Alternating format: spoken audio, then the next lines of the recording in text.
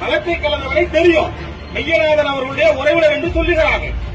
சங்கிகளுக்கு பாதுகாப்பே திராவிட முன்னேற்ற கழகம் கொண்டிருக்குமானால் 2026 தேர்தல் என்பது உங்களுக்கு எதிரான முடிவுகளை தரும். அதை முடிவுகளை தருவதிலே விடுதலை சிறுத்தைகளாகிய நாங்களும் களம் காண்போம். ஆதி திராவிடர்களோடு உணவு உண்ணுதல் என்கிற இந்த நிகழ்ச்சி நிவேதா முருகன் அவர்கள் என்னுடைய தொலைபேசி வந்தார். வந்துட்டு அவர் சொன்ன அந்த செய்திதான் அதிர்ச்சிக்குரிய செய்தி. தோழர்களே, உங்களுடைய ஒன்றிய செயலாளர்களே 18 விழுக்காடு ஒன்றிய செயலாளர் தர முடியுமா? 18 விழுக்காடு மாவட்ட செயலாளர்களை தமிழ்நாடு முழுக்க இருக்கக்கூடிய மாவட்ட செயலாளர் 18 விழுக்காடு தர முடியும்.